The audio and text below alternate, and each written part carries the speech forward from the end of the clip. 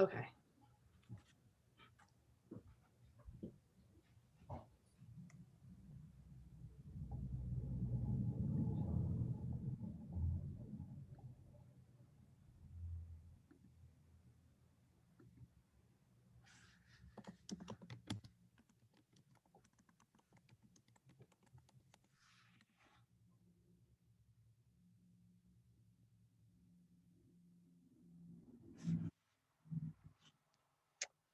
Welcome everyone to EUREKA 2021. We're excited to have you all with us. Some are still joining, so we'll chat for a minute or two before we get started. We are, starting off the year with our first event of the year being a EUREKA. EUREKA is the gateway into the resources at Baker. So it's appropriate that we're starting with that today.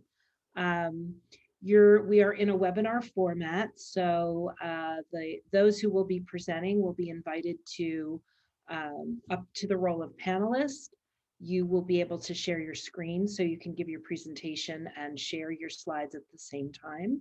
And then you will remain a panelist until we finish our Q&A with you, and then we'll send you back into the audience of attendees and promote the next speaker to the role of panelist, and we'll go through the process that way. So we have in our 3 stages of EUREKA pitch sessions, we have a stage 1 pitch, which is a very early, what is the problem you want to solve? Why do you care about it? What is your early idea for solving it? And how would you spend up to $100 or other resources as you require? And we have one stage 1 tonight. At stage 2, teams have gotten further. So not only what is the problem and why do you care about it, but who is the customer and end user and stakeholder that experiences this problem? And how do you know? What have you learned? Who have you talked to? In addition to research you may have done online, we want to hear what you know from your customers as primary stakeholders. And how are your customers currently solving this problem? So you could see that as the competition. You could see it as there is no current way to solve it other than a hack. A variety of ways of looking at that. And then what have you done to prototype your ideas so that you can show people who have the problem that you're solving for and get feedback on how they would use it, what they think about it, how it could be solving their problem differently. And then finally, what do you need? How can we help you? How would you spend up to $500? What kind of coaching and mentoring can we provide? And we have 1, 2, 3 stage 2s tonight. And then finally at stage 3, this is where kind of the rubber meets the road. So this is where our student venture project is bordering on launching a full-time venture. So often we get to the stage 3 and student entrepreneurs are juggling this 2 sides of their life around, I'm an entrepreneur with a venture that I'm ready to launch. Because I've answered all the questions of stage 1 and 2, as well as I've developed a business model, I've prototyped it, I've gotten feedback on it, I have a revenue model, I understand the cost structure, I understand how much I need to make in order to support the venture itself so that it can work. And then we would look for you to tell us what you need and how you would spend up to $1,000. And we have 2 ventures pitching at stage 3 tonight. So we're going to get to the pitches in just a minute. Let's see, it looks like almost everybody's here. So hopefully the first person to pitch, let's get them lined up as a panelist. That's going to be Jack Keller. So if we can promote Jack to panelist and get him in the pipeline, I will introduce Lauren Beausoleil. Lauren Beausoleil, for those of you who've been watching, has been a reviewer with us at EUREKA a number of times over this academic year. She was a student entrepreneur while at Lehigh. She is an esteemed alum, was also an athlete, and has participated in our Home Field Advantage program as a coach and has worked with students in that regard. But I'm really excited to be able to welcome her to the Baker Institute team. So Lauren has just joined us as our Innovation Associate and will be a reviewer tonight, but this will be her final time as a reviewer because in her role as Innovation Associate, she will become a coach, a primary coach for early stage student venture projects, as well as the managing staff member of the EUREKA program itself. So Lauren, welcome. Thank you for joining us. Anything you want to say before we get started? Well, thank you for the introduction. I'm so excited, a little sad that this will be my last time reviewing, but I'm just very happy to be part of this Lehigh team. So I'm excited to hear the pitches tonight. Wonderful. So let's get started. It's probably a good idea for everyone who's watching. If you can choose your view to view, oh, well, you can only see the speakers, so you will see the shared screen shortly. Jack, are you all set to go? And Renee, are you timing? Yeah, thanks. Okay, I just want to, before you start, I just want a verbal yes from someone on the Baker team that's timing. Yes. Okay, we're good to go then. And Jack, let me just get back to my document. You have 3 minutes to pitch, and then we'll ask you some questions. So start whenever you're ready. Great, thank you. Hi everyone, my name is Jack Helwick and my product is called Nodetrader. So just a little bit about myself. I'm a computer science student at Lehigh. Last summer I worked as a machine learning intern at BlackRock, and this upcoming summer I'll be working as a trading intern at JP Morgan. Oops, all right, there we go. This is a scene from Pixar's latest movie, Soul. I like this scene because I find it accurately portrays what day traders and portfolio managers are like. Many traders use complicated terminals and stare at graphs all day to find buying and selling opportunities. When they find those opportunities, they then must type in the parameters of their trade into tiny boxes on their screen in order to place their trade. And because of this, sometimes traders miss their buying and selling opportunities because the market has already moved by the time they have filled out the parameters. If these people knew how to code, they would not only not miss out on trading opportunities, but they would also save themselves a tremendous amount of time. So to reiterate, manual trading is inefficient. Day traders could improve their returns and save time if they coded their trading strategies. Unfortunately, not everyone can learn how to code. For most people, it is easier to manually trade, even if they miss out on trading opportunities. So Nodetrader is a platform-agnostic, node-based logic editor for people to seamlessly create automated trading strategies. Specifically, Nodetrader is a front-end user interface for users to create strategies and a back-end service for execution using pre-existing brokerages. I don't really have a lot of time to get into the competition, but basically of the competition, it's unintuitive, cumbersome, and platform specific. You could ask me about this in the Q&A and I'd be happy to answer questions about it. So I actually have a quick demo I want to show you guys. So we could all go to nodetrader.net right here. And to test the demo, you could click the try now button over here. I highly encourage everyone to subscribe to the mailing list, but I'm just going to continue to the demo right now. So what I'm going to do is I'm going to show you how easy it is to create a dollar cost averaging strategy. So what I just did right there is I just created a limit order node and switched the brokerage from Robinhood to TD Ameritrade. Now what I'm looking to do is I'm looking to buy 10 shares of Amazon by plugging in the parameters using nodes right here at an average price of $3,100. So if I plug this in right there, and I'm looking to do this once every week. So plug that in. And then I just have to fill in the execution type right there. And there's also an optional parameter right here. So whenever you actually make a trade, it goes to your email. So now that I'm done with this, I could click the start button over here and it'll compile this graph into code and I could run this on the back end. And I don't have to worry about it. So now what I could do is the impact. Okay. So as you just saw, that only took 1 minute to create and implement a dollar cost averaging strategy. That's incredibly fast. Even for the experienced programmer, outright programming a similar strategy would take a minimum of 10 to 15 times as long. So I would use the funding to verify the problem and the solution. That's my next step. So in conclusion, Nodetrader is a faster, easier, and more reliable way to create automated trading strategies with enhanced incremental insight using our proprietary data analytics technology for both the casual and professional trader. Thank you.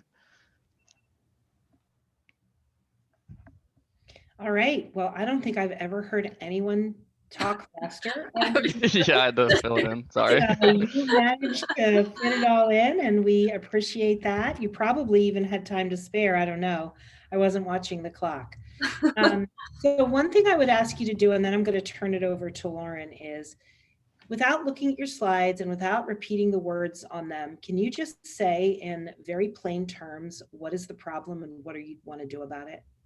Yeah, basically, so what the problem is when there's a lot of day traders out there and they're using all these complicated terminals and they're basically they're typing in a lot of the sorry, let me collect my thoughts for a No, second. you know what? That's fine.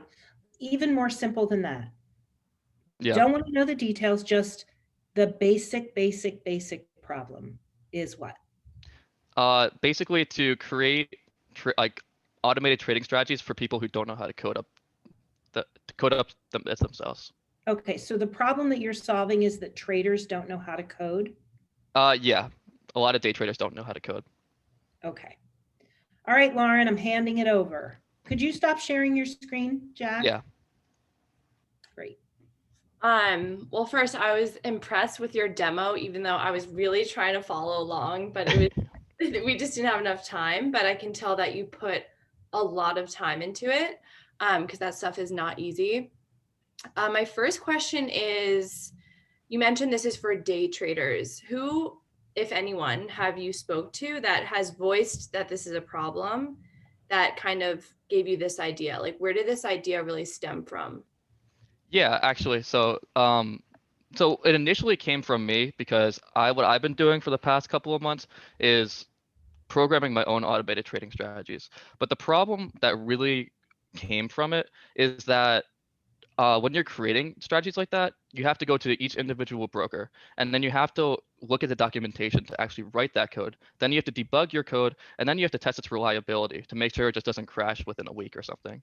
So and I was getting frustrated because what I've been doing is I was spending so much time trying to write like the strategy instead of actually deploying it. So I'm going to stop you here, Jack, because I don't want us to run out of time. Oh yeah, sorry. I think the perfect this is a perfect opportunity for us to identify why this is a stage 1 and not a stage 2.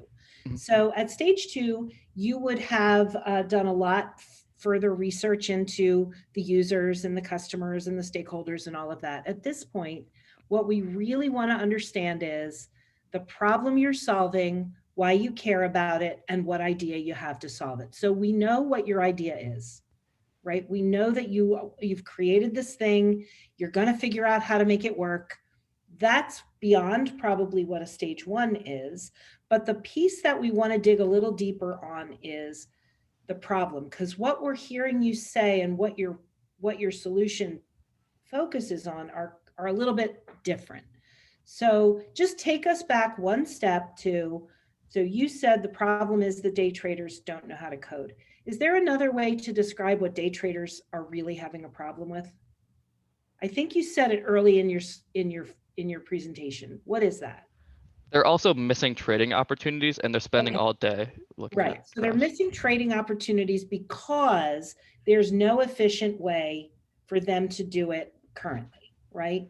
So if the problem statement is that day traders have no efficient way to effectively make trades online, so they're missing opportunities, now we have a problem that your program is solving, right? So I think that's really clear. And I think the fact that you did this work in, that you've got computer science, but you've also got this finance interest, makes it pretty clear why you care about it. We know you have an idea to solve it. So let's get to, what do you need? What do you want to do next? Yeah, so what I'm looking to do is I'm trying to I'd use the funding to help confirm like the problem, and I like to investigate other problems because yeah, basically just that. So I have a couple other people I could talk to. So one person that I'm talking to could be like okay, never mind. So yeah, I have two other people. So basically I know some other day trader who like has a family and another job and who can't be, bothered to learn how to code right now. And also my grandfather. He used to be a trader, but he just can't be bothered to learn how to code right now. So Great. I could talk to him. So that's wonderful. We will take all that into consideration. One thing we want to make sure you're on board with is that the solution that you have presented to us today is a solution, and it may very well be the solution, but also you may discover with our help that there are other solutions that can either can connect with what you're doing or even possibly replace. So as long as you're aware that that's kind of the process, I think we've learned everything we need to know from you, Jack. Thanks. Thank you.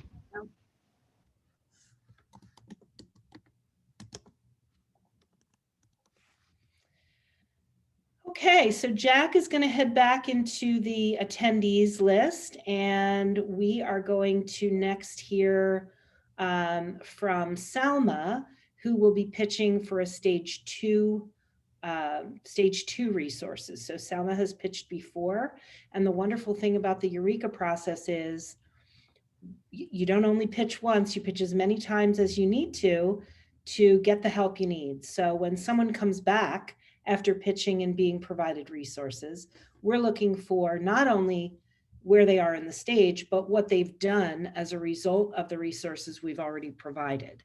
So Salma Albout is going to share her venture project, Samoa Skin.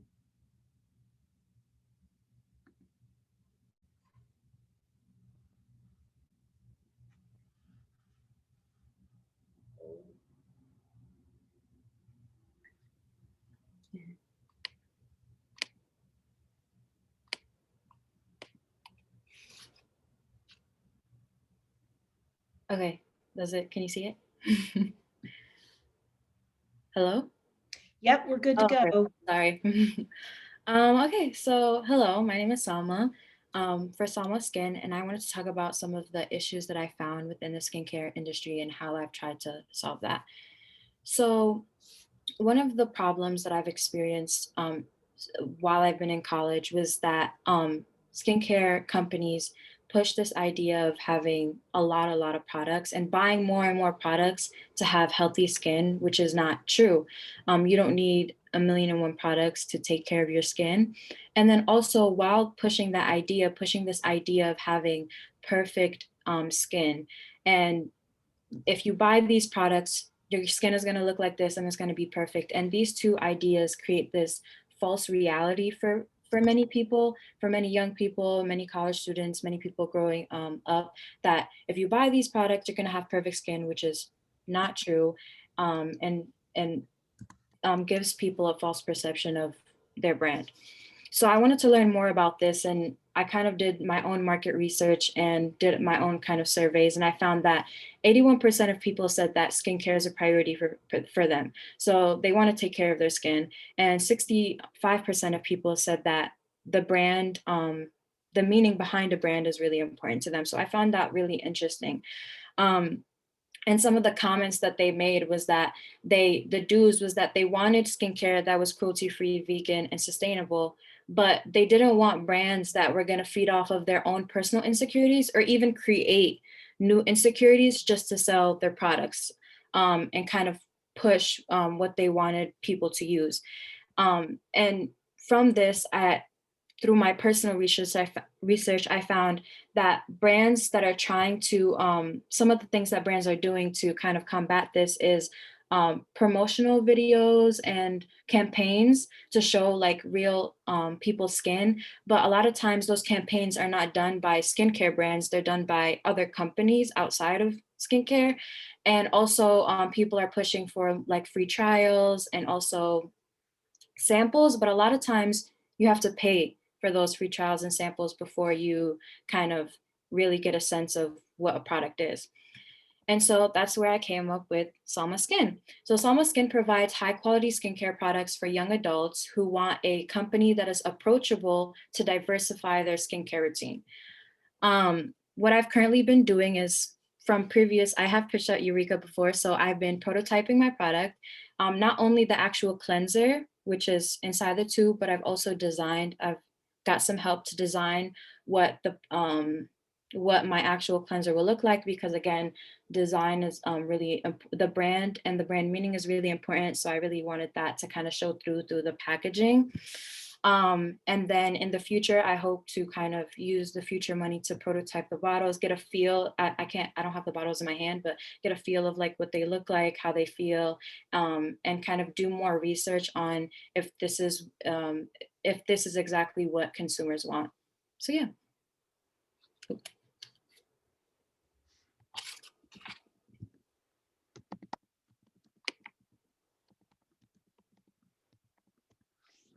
Okay.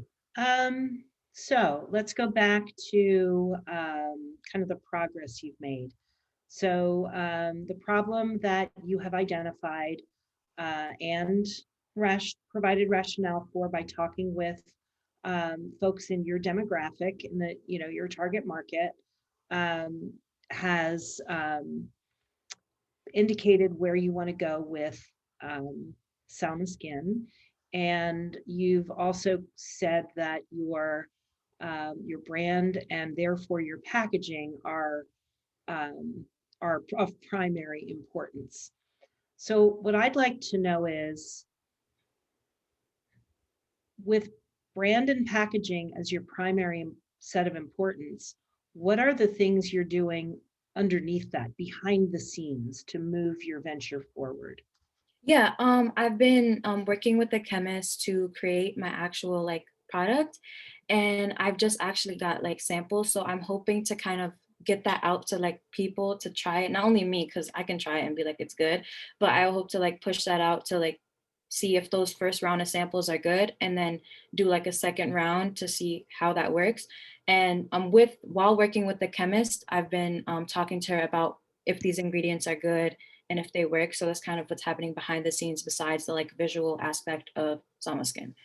So that sounds interesting, Selma. What are the regulations around products such as this? So honestly, it's kind of surprising. So in terms of like the types of wording or you can use on your package, there's not really regulation. For example, like the word clean, like you can use it, it's not really regulated. Or like organic is not regulated.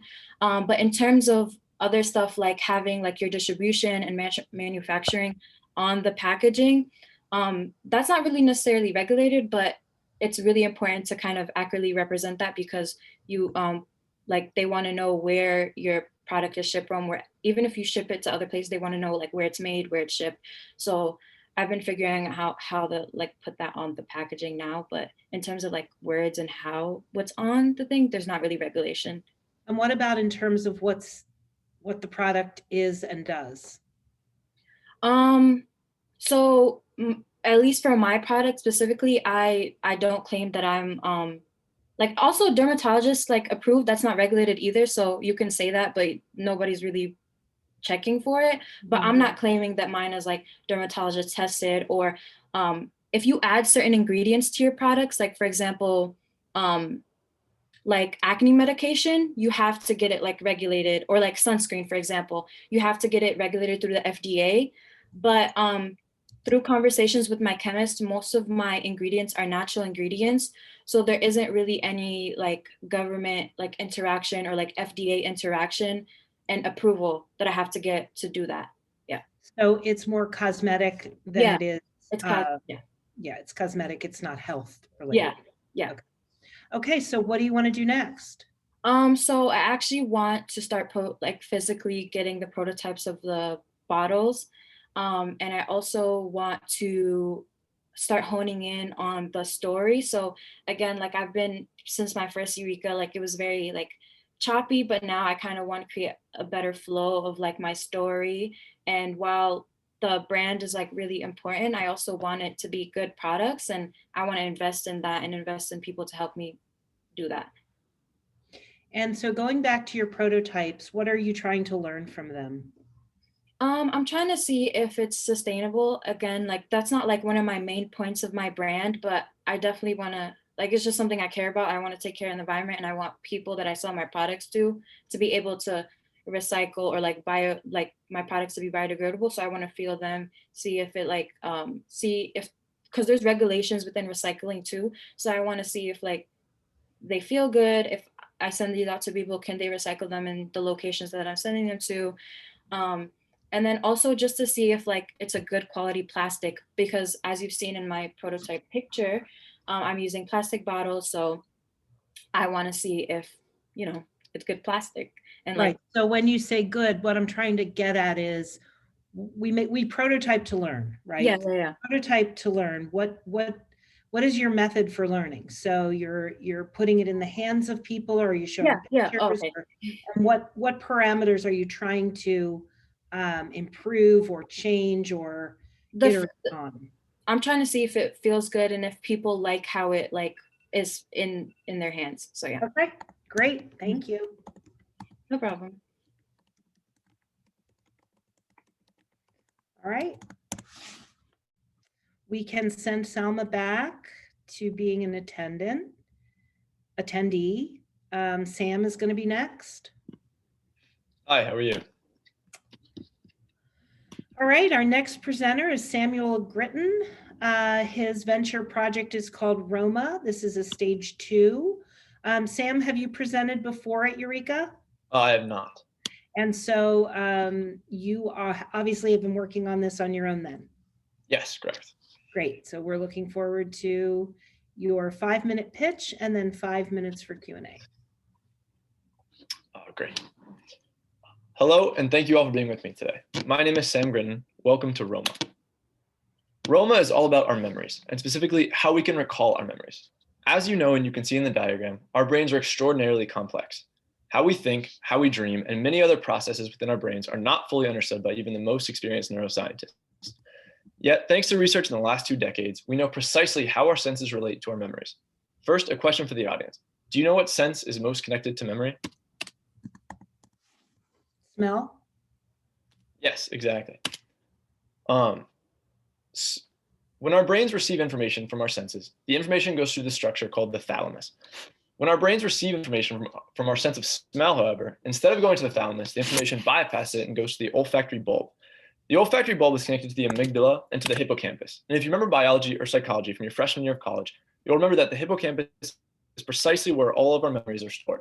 So to recap, information transmitted by smell takes a shortcut to our brain's memory centers.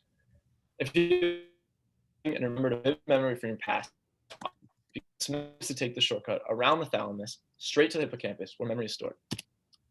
This is a great video that helps visualize this shortcut, but we're going to skip it due to time constraint.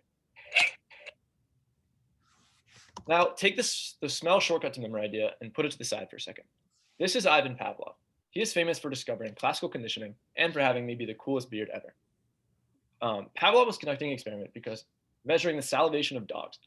He would show them food and then record how much saliva they produced. This was until he realized that when a bell rang as the food was ready, before he went to go get the food, the dogs would already begin salivating. This became the basis for classical conditioning. The dogs have been conditioned to subconsciously connect the stimuli of the bell and the food with each other through repetition. We can take this idea and apply it to our sense of smell. If you were to smell the same smell every time you completed a simple task, you would begin to identify that task with that smell subconsciously and consciously within your mind. We're going to again skip this because of time constraint. And now the last idea, inherent scent properties. From research conducted primarily in the last 2 decades, it has been proven that many scents have intrinsic properties beneficial to our minds and bodies. First, lemon. The Ohio State University collected research indicating that smelling lemon raises levels of norepinephrine, a brain chemical linked to easier decision-making and higher levels of motivation. A lack of norepinephrine can be very detrimental as it decreases a person's mood and ability to concentrate, all leading to ADHD, depression, and hypotension. Similar benefits can be found in peppermint, rosemary, and frankincense. I would explain more, but the time constraint limits us. To be brief, lemon and peppermint are most beneficial to our minds and bodies by increasing brain chemicals that keep us focused. Additionally, rosemary has been shown to increase both speed and accuracy on demanding mental tasks, raising memory test scores by more than 10%. And studies involving frankincense have shown to lower levels of depression and anxiety within subjects exposed to the frankincense odor.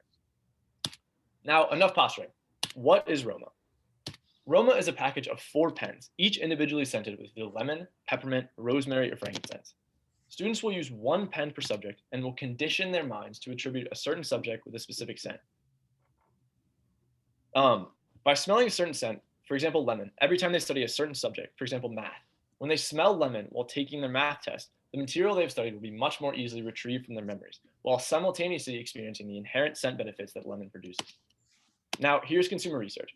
It's limited in the number of respondents, and that's because of a technical reason that halted my survey while it was being answered.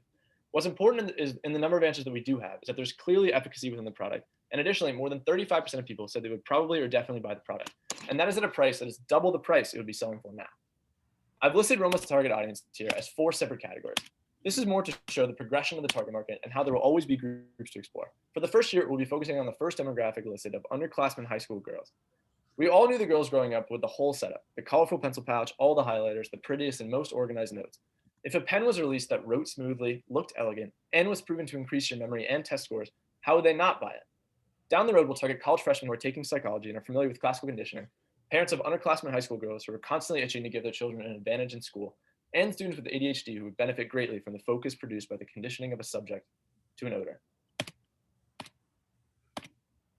Marketing this product will be much easier than most products, as social media marketing, specifically Instagram ads, are cost-effective and highly engaging. It costs $5 per 1,000 views of an ad, and assuming an 8% conversion rate based on the 30% statistic from our consumer research, which, side note, should be higher since the price was effectively cut in half since conducting that survey. You multiply the 30% by 25%, assuming 1/4 of the people actually buy the product that they all said they would, you get a number that rounds to 8%. That 8% would yield $661 profit based on finances I'll discuss on a later slide. Now, we could also use TikTok. We're running out of time, so I'm going to skip this. Now, here are the financials for Roma. This is all assuming 2,000 orders have been made. If we assume 1,000 orders have been made, blah, blah, blah, but this is I'm running out of time. This is the profit, and it would cost $9,360 to produce this profit. Now, finally, here's my website. Here's what it looks like as it's currently running. And finally, in closing, Roma works for students because it was made by a student. It was made to improve memories and test scores, and it will do so while being a highly profitable company. Thank you. All right, Sam, thank you. I'm not sure that Jack holds the title for fastest speaking presenter. Yeah, I had a feeling I was going to take that title. You may have actually won that title. So thank you for all this information. Hold on 1 second. Can I just yell at my Yo, Max, keep it quiet for a second. So some of the information that you provided is actually not the stuff we want to know about. So we're going to ask you some questions that we do want to know about. So, so in the end, you made it clear that the problem is, or the opportunity is, that there is this way that we can easily jar our memories, right? Right. Yep. So I guess what I want to know is, which came first? Did you experience a problem of remembering and suddenly this occurred to you? Or what do you care about this? What is it about this problem and potential solution that makes you want to spend the kind of time it takes to be an entrepreneur on it? Yeah.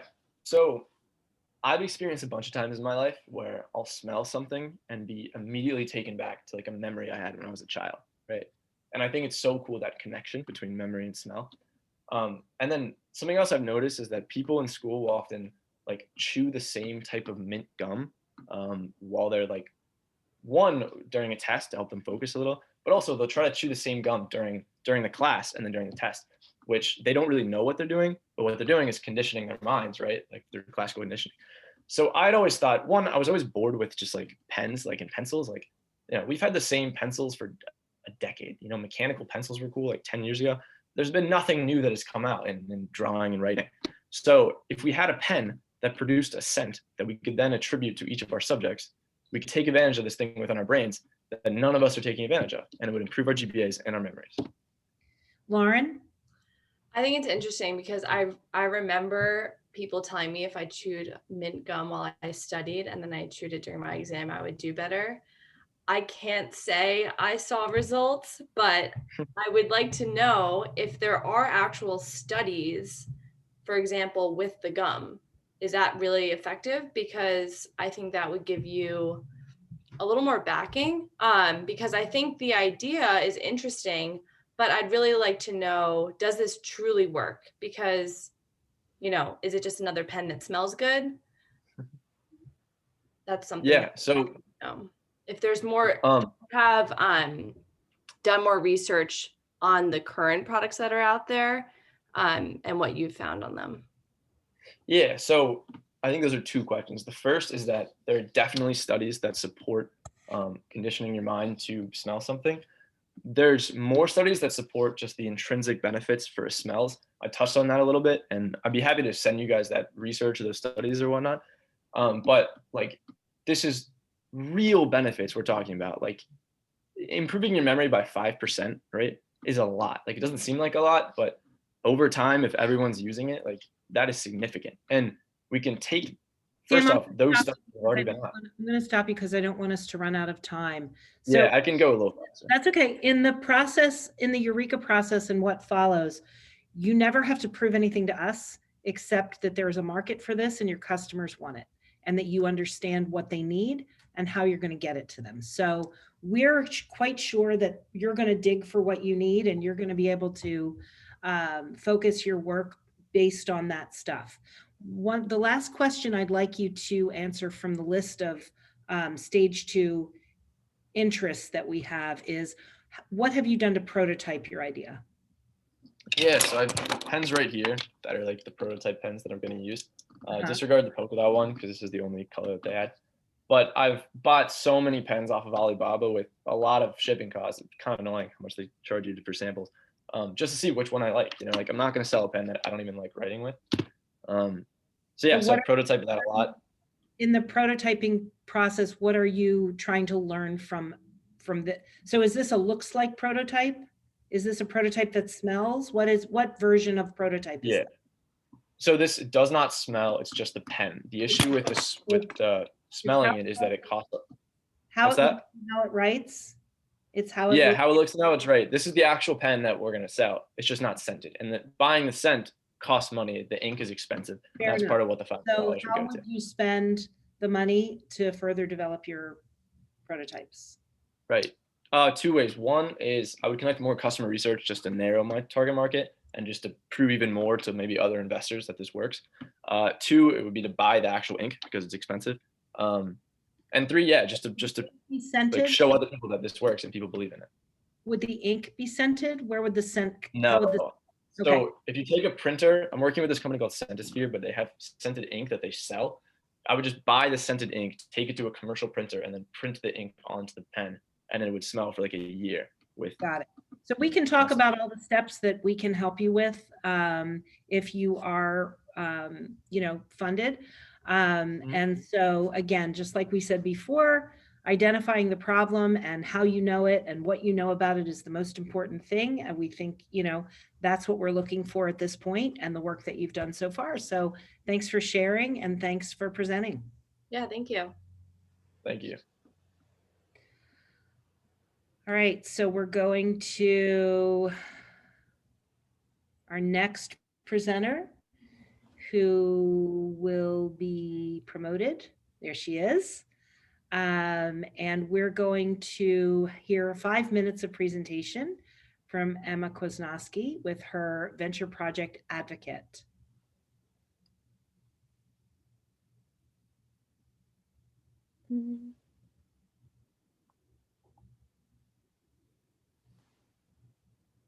Okay, can you see it? Yep. Okay. I'm Emma, and today I'd like to talk to you about reimagining the public exam experience. So I want you to think about a time when you were vulnerable, and then I want you to imagine that you were also exposed. This is often what it's like to visit the gynecologist. From thin gowns and crinkly paper to putting your feet in stirrups to not getting the full information, a routine exam can cause a lot of anxiety. To provide some background, a pelvic exam is an annual gynecological exam used to test for cervical cancer and general health. Many patients experience extreme discomfort during this. One patient told me, "I don't understand why it's like this. It shouldn't be uncomfortable every time to get the same exam every year." Are there some current solutions to this? So far, there are only really behavioral interventions by doctors. A gynecologist I spoke to mentioned that he tries to communicate everything, only expose areas that are being examined, and stop if the patient expresses discomfort. This is important, but it's contingent upon the doctors having empathy as well as being trained to do so, and it doesn't address all the issues. Now I want to focus on a more tangible aspect of the public exam, the speculum. It's a device used to examine the cervix, but just looking at it, it's pretty intimidating, outdated, and hasn't been significantly innovated upon since its invention by a male doctor back in 1850. So I'd like to introduce you to Specula. It's a modern speculum designed by patients for patients. I conducted empathy interviews with roughly 20 patients and doctors and identified some issues with the existing speculum and how they can be improved. I'll walk you through each feature. So one issue with reusable metal speculums is the material. Metal gets cold. This causes discomfort. It also causes muscle clenching, and this leads to even more discomfort upon insertion. So my solution is to coat the speculum in a plastic coating that's insulated and provides more warmth. Oops, sorry. Another issue is that disposable plastic speculums are also used sometimes, but the issue with these speculums is that they create a lot of noise and actually worry doctors with how creaky they are. So my solution is to create a sturdy, quiet hinge. A third issue I identified is that speculums are often too big and they cause discomfort. So I designed my speculum to be thinner and more ergonomic. Finally, an issue during exams is patients actually have to hang off the edge of the bed because speculums will actually hit the table. So my solution is to shorten the handle so that won't be an issue. So it's really important to improve the speculum, but I want to see what else I can do to improve the experience. Something I learned from patients who didn't have bad experiences was that ahead of time, they did a lot of research and they also had people in the room with them to guide them through everything that was going on. That leads me to Advokin. It's a way to connect patients with advocates during their appointments. I prototyped it as an app in which you can search for an advocate and they can join you on your visit. However, this is just a general idea for where I want the business to go. I don't want it to just be a medical device company. I want to be able to provide advocacy and education for patients. So some competitors in the space are Cooper Surgical. They make existing speculums, metal speculums. Yana Care, which is a design company that looked at redesigning the experience. However, they haven't launched nor really updated in a few years. And finally, Seek Health is an interesting company that just designed a new speculum that I actually would like to learn more about. So my ask is for both funding and resources. As you can see, I've made a physical prototype of what the speculum might look like. However, I'd like to actually bring all the features I mentioned to life. So I'm asking for $260 for prototyping. This will allow me to buy 2 competitive speculums to reverse engineer and understand better, as well as filament for rapid prototyping of new speculums. Secondly, I would like to ask for mentorship. So as I've mentioned, I'm trying to focus on designing my business model so that I can understand exactly how I can both be an advocacy and information providing service as well as providing kind of this new medical device. So that's where I'm seeking mentorship. It's time to innovate upon gynecology equipment. And as an engineer, designer, and patient myself, I am the right person to bring this forward. Thank you, and I'll take any questions. Thanks, Emma. I'll turn it over to Lauren in a minute, but I wanted to ask a question around the process of, so two things actually. Creating a device and getting it into the marketplace seems to me to have a very long time period that it takes to get that done. So is that the reason that you are going to be in parallel focusing on advocacy? So yeah, so that's definitely a part of it. You typically have to go through clinical trials. I mean, the lifespan can be like up to at least 5 years to actually launch a product. And like certain medical device companies can like get a fast track if they have a similar device already out. But I also don't want to just like launch a medical device. I care more about the entire problem of the pelvic exam experience. And there's a lot of it that doesn't have to do with the speculum. So that's more why I want to pursue that. Great. Lauren? Yeah, first I thought you had I loved your presentation. I liked how you interviewed people and just your visuals were super helpful. My first question is, it sounds like you're trying to solve there's a lot of problems out there. One is the actual device, and then also the experience that one goes through, right? So if you were to pick one thing that you want to focus on, is it this device to start? Yeah, that I'm looking to start with the device. Okay. And as far as the people that you've interviewed, have you found any negative feedback for your idea? Not yet. This is kind of a newer, so I basically interviewed everyone and then made this. So I haven't actually done the like testing stage of showing it to people yet. And the reason why I asked that is I wonder from, FDA legal, any standpoint, if there's been any feedback, not FDA, I'm sorry, just from a legal perspective, if there's anything that you need to be concerned or worried about as far as creating this and what gets approved for gynecologists to use. Yeah, I mean, there's definitely like a whole process you need to go through, including the clinical trial that I mentioned. This isn't super different from an existing speculum. There are also so about the plastic coating, there are already insulated speculums that are used in surgery that need to be coated. So even like a feature like that isn't necessarily all that new.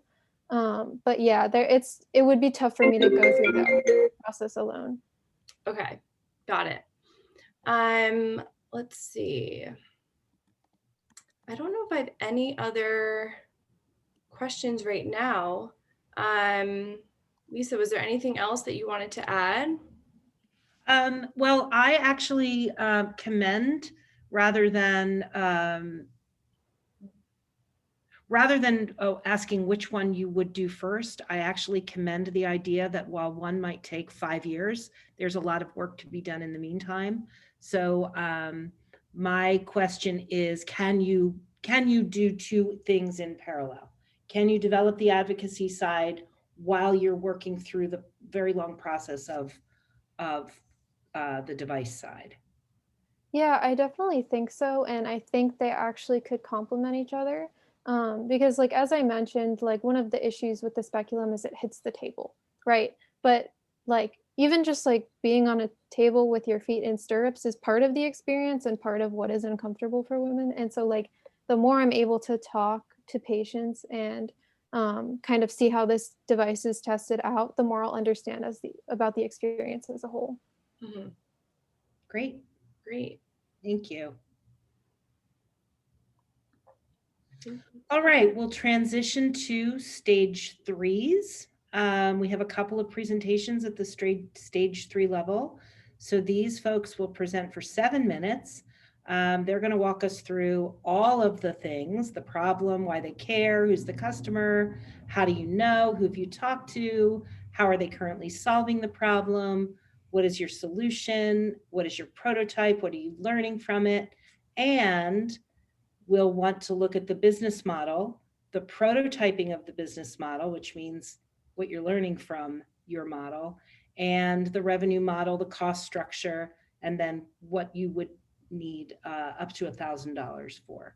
So our first student venture project is Michael Rich and Jacob Stafford, Streamlined. Thank you. It will just be me pitching today. So hi everyone, my name is Michael Rich. I'm a current sophomore in the Integrated Business and Engineering program here at Lehigh. I'm the co-founder of Streamlined. So the core problem is that custom employee scheduling software is simply expensive, whereas pre-made employee scheduling software is just not customizable. And so this is especially the case for smaller businesses, especially those who have limited resources. So if we plot these two main customer needs on an axis, price and customizability, you can see this gap that opens up. So when I work in Deputy are currently pre-made scheduling software solutions. Now they are more affordable, but they offer no customization. Cyberry is a third-party development company, and they'll give you exactly what you want, but it's extremely expensive. So there's this market gap here where a semi-customizable platform meets an affordable price. And so that's exactly where we come in. And so ultimately the solution really is to provide this affordable, semi-customizable software designed specifically for smaller businesses because they need it the most. And so the way we accomplish this is through software templates. And these templates can be adjusted based off of business owners' preferences. So what we've done is create a lifeguard scheduling template, and it's equipped with a variety of features such as employee calendar views, pool overview pages, great UI, 3 different user types, and all of this can be adjusted based off of business owners' preferences. And so what we've done, and the first step really is, what we've done is we've launched alpha tests. So last summer, we've launched an alpha test with 10 pools, 130 users. We gained a ton of user feedback from that. We also generated some revenue. And to really validate the problem even more, what we've done is I went around New Jersey, cold pitching this solution to over 60 plus pools. Just literally went in there, asked for the manager and talked to them, had a 20-minute conversation. And 55% of these pools I talked to actually had this issue where they couldn't find this affordable solution that gave them kind of what they wanted, that customizability aspect. So now we're beta testing, we're launching in May 2021. We already have 63 pools confirmed for this beta testing compared to the 10 pools last summer for our alpha test. To talk a little bit more about that beta testing. So these 63 pools are coming from 4 completely separate companies, and that's going to yield about 800 plus users in our beta testing. Now, what's also really cool is that we're in close contact with this other client, RSV Pools. So we demoed our solution to the CEO, and he's really interested, but the only caveat is that he really wants the software up and running as soon as possible to make sure it's the exact features that he wants.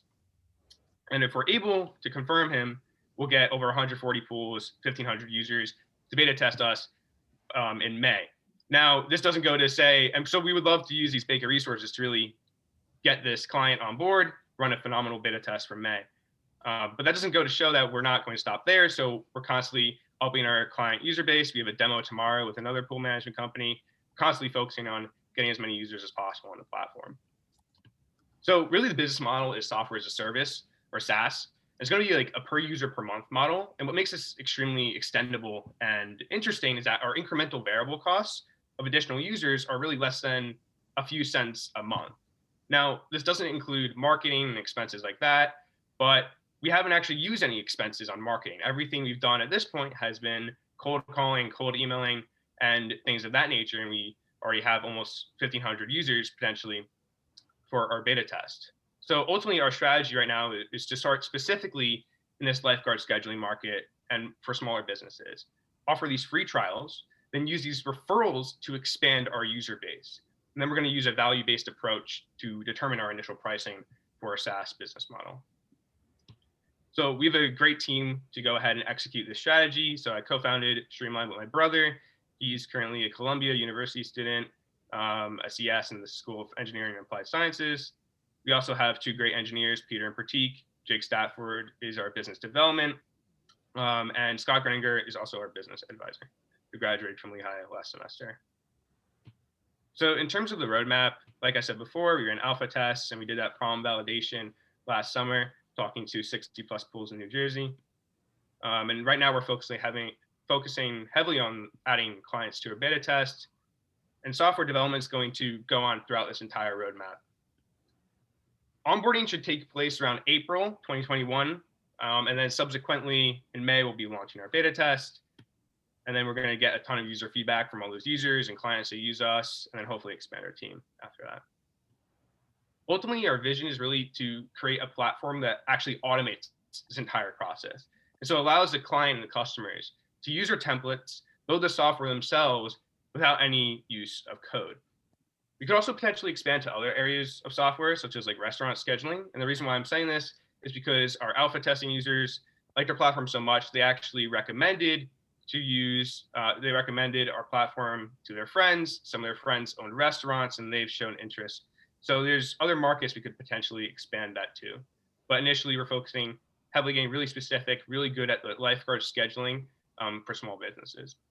Now to show kind of like what this vision, what this platform looks like, create a mock-up of how that looks. So you log into the Streamlined website. You essentially choose, hey, what kind of scheduling template do you want to use? And then go ahead, look at your template, you can customize it, name it whatever you want. And then really the way it's probably going to work is through like a customization form. So here I'm just kind of toggling some options. You could add collaborators. So here I'm just toggling more options. And at the end, you can go ahead launch your software, choose a domain of your liking, and just like that, you have your custom software solution right for you. So that's streamlined. Again, my name is Michael Rich, and I'd love to take any of the questions you have. All right, well, we have questions, so it's good you would like to take them. Wonderful, so thank you for that presentation. Clearly the stage 3 is where you are. You've done a lot of work. So a question that I have for you is, so just to quantify a little bit, you told us how that custom employee scheduling is expensive. What does that mean, expensive? Yeah, so if you want to get a custom solution handmade, you're gonna have to go to a third-party developer. And yeah, so I just want to know, like, when you say expensive, how many zeros are we talking about? Yeah, we're talking like 50 grand for one software application. Okay, and for what size company are you imagining then that this, you know, what's the size of the company that's you're the sweet spot for? Because a big company, $50,000 is no big deal, right? So let's exactly context. Yeah, so we're smaller businesses. We're not enterprise clients. We're talking maybe, you know, your family-run business, but like they have, you know, decent amount of employees, lifeguards, because lifeguards are very dynamic. So to kind of quantify that, so like 10, 50, 500. Yeah, exactly. It could be like 100, 700 users per client about. Great. Okay. And then the other thing is are there particular industries that this is especially, your version is especially useful for and valuable? Yeah, so exactly. So that's why we started in the lifeguard kind of market. So for a smaller business specifically, lifeguard scheduling, it's not very technologically improved. It's kind of stuck in their old ways per se. And so that's why we're really, really good in that area, because, you know, when I was talking to all these pools, like most of them didn't have any scheduling solution. Like over 55% of them didn't even have any scheduling solution. And so that's why lifeguard scheduling specifically is really interesting to attack, because it's kind of stuck back in the old ways, how they always do it. So that's why we're starting on that, and we're going to get really, really good at that. Yeah, is that a barrier to entry for any scheduling platform? So it's that we never needed it, we don't want to take the time to learn it, like, so that would be your user interface then, that's going to be, I would imagine. Exactly. You know, what we found is that when talking to all these different pools, current software solutions, they're really complex because they can't customize it. So they have to, in order to expand their user base, they have to add all these unnecessary features that, you know, these small businesses don't really need. And so what we found is our customization is more for simplicity. And so you don't need XYZ features, don't even bother with them. And so now you have a really simple, great UI, UX interface that you can use, customized specifically to your needs. And so I think that's where our sweet spot is. Great. Lauren? Yeah, this was great. I have two questions. One you might have touched on a little bit, but I just want to get a better understanding of. One is your revenue model. Yeah. So if you want to just walk me through that one more time. Yeah, sure. So right now, we're going to probably use a SaaS model, a software as a service model, on a per user per month basis. So what that means is all the users on our platform, let's say client A has 500 users, they would pay a per user per month kind of fee in a sense. And that's kind of like the model we're going to probably use. Our competition uses kind of that type of model. That's something I do want to like kind of use Baker for as well. I'd like to talk to someone who has more experience with kind of, you know, business models, pricing models. That'd be great to kind of learn, because I'm kind of on my own for that. And I mean, I have Scott as well, which is great, but I would love to talk to someone more kind of involved with that type of stuff.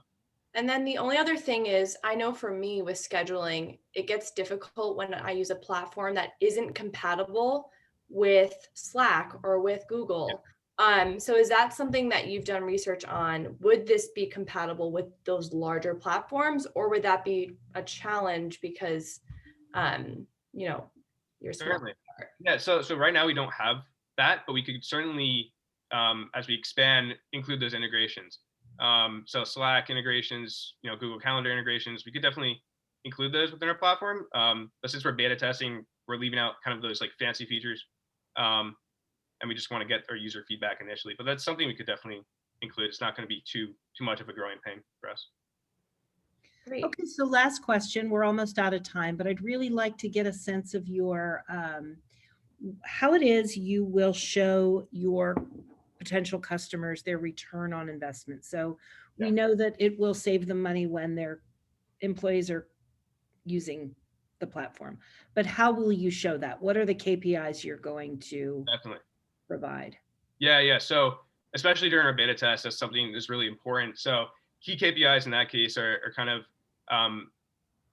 we're going to save a lot of time on scheduling hours. So right now, most of our client base uses like 30 plus managers. They're no longer going to need these 30 plus managers. They're going to need maybe 5, 10, and each of those managers are now going to spend less than 20 hours a week figuring out how to schedule all these guards. So we'll use kind of that as a proxy of how many hours we save per manager with the wages, and kind of predict, hey, we saved you this amount of money. And then also, we save like all these headaches as well. That's a huge thing. And a lot of time in that case, which So time productivity. So it's productivity and it's management hour. Exactly. Yeah. So we're essentially streamlining that. That's why streamlined. Okay. Great. Thank you so much. We will send you back to the attendee group, and we will invite our final presenters to be upgraded to panelists. And that is Brian Quispe with Occu Trap. So I think Brian is with us. Hello. And hi, Brian. We're ready to hear from you and your stage 3 pitch. Mm-hmm.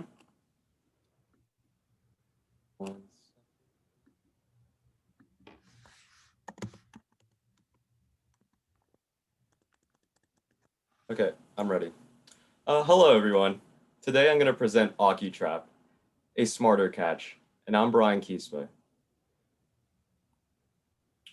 So the market size of the current wildlife control and pest control industry are as follows.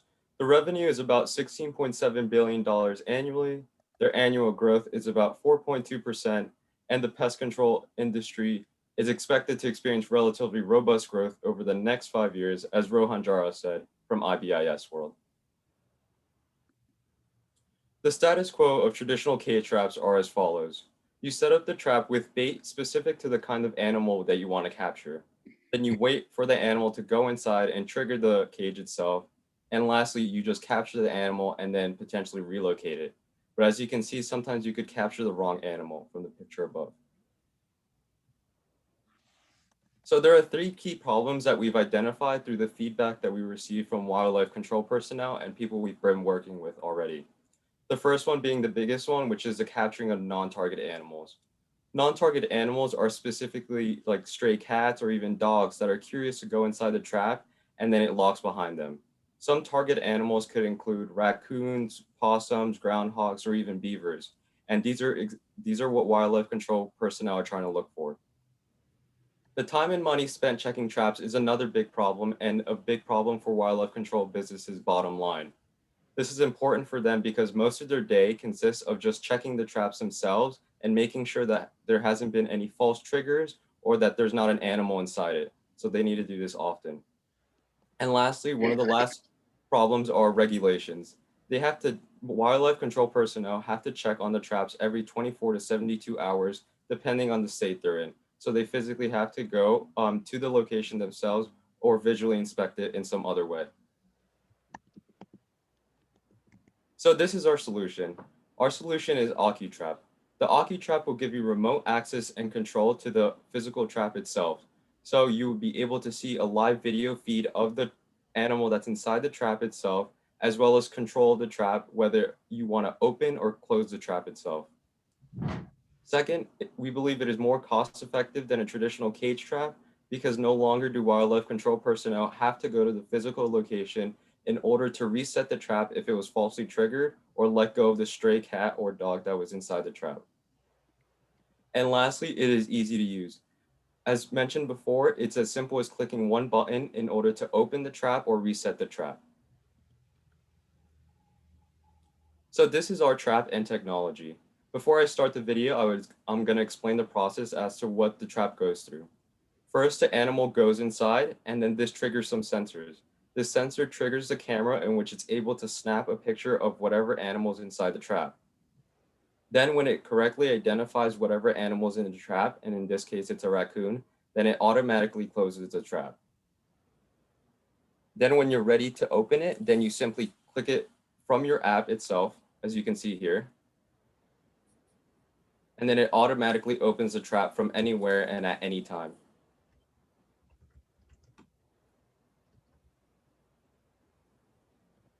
So our product is the Occu Trap itself, which is the box cage itself, which includes GPS, 4G LTE connectivity, the door mechanism, the sensor, and the camera.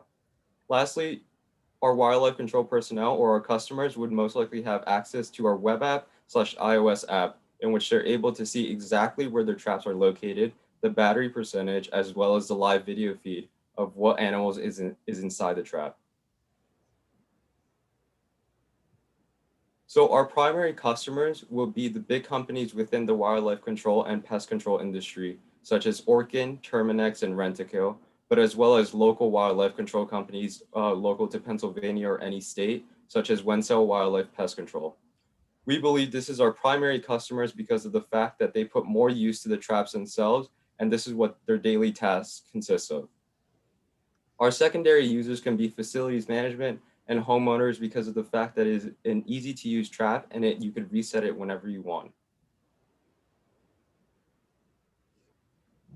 This is our revenue model. Our revenue model consists of both the hardware and the software subscription. The hardware itself is the Occu Trap, which would be a one-time cost of $300 to $500 one time, as well as the software subscription, which includes the storage of photos, internet connectivity, image recognition, which would cost about $10 to $50 a month. And our costs include the various components as mentioned before, such as the GPS, the sensor, camera, and etc. Our second cost is the website and app in which we need to maintain, but also our cloud storage is very important in terms of the cost as well, because we have to maintain this as well and make sure that everything is functional.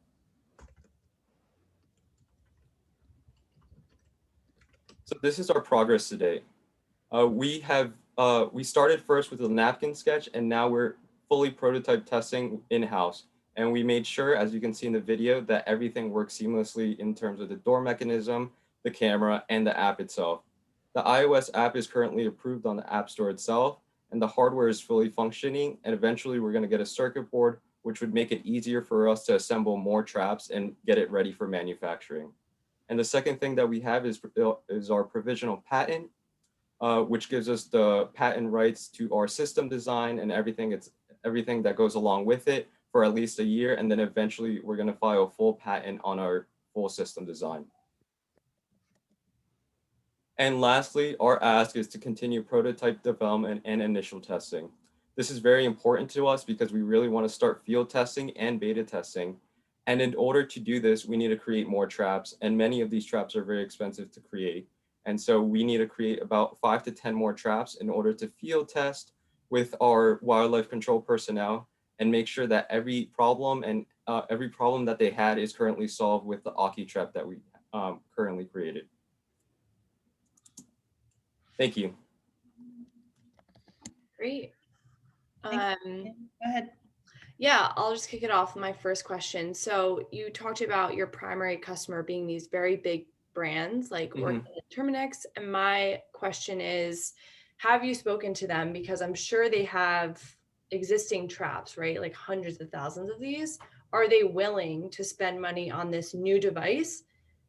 Or is this device you're creating something that the camera can be added onto their existing traps?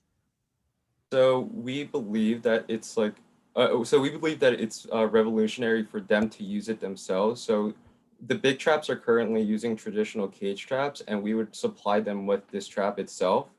The reason that we are not currently applying it to traps, or just adapting it to traps, is because it's harder for them to adapt it to certain traps because there's so many sizes. So there's small to medium to large traps. And for them to be able, or for us to be able to adapt it to each specific model for us to do. And so that's why we're looking to market and sell to these bigger companies. But initially in our beta tests, we're looking forward to selling to local wildlife control and pest control companies, as mentioned before, and then eventually gain our footing within this market in order to sell to these big market players. Okay. Mhm. Thank you. That makes sense. Great. Lisa, go ahead. Sure. So I remember when you pitched, I don't know if it was the last time, but one of the last times I saw you pitch, the reviewers were really questioning you about the need for the video piece. Mhm. And so what I'm interested in is kind of related to the large customers that you've talked to. Have you been able to verify or get their feedback on the features and whether this is over-engineered or whether it actually provides for their needs? Yes, we've had. I've spoken to a bunch of wildlife control personnel, about like 30 to 40 of them, and told them about the features themselves. And the main reason we include the camera or the video aspect itself is because regulations call for a visual inspection of inside the trap, as opposed to I get one of the judges before suggested some sound thing that could recognize the animal going inside, but regulations such as Pennsylvania call for a visual inspection. And many of the wildlife control personnel have said that you need to physically see it through either a camera or in person. And since there's no other way to check it other than going in person now, then it's very important for us to include the camera within it and make sure that it's functional within the app itself too. Great. And then in terms of the sort of manufacturability piece of your product. So one question is around the sort of the multiple use feature and the number of parts related to each one, and how you're thinking about that in terms of manufacturing and warranty. And not that I want to know what your warranty says, but just what do you think the lifespan is of the various parts? So we've gotten in contact with a lot of manufacturers. We know that there's a lot of moving parts in terms of manufacturing, but putting it together is one of the biggest problems and obstacles that we're facing, because we've gotten in contact with many wire mesh manufacturers in order to just create the box itself and make it to our liking.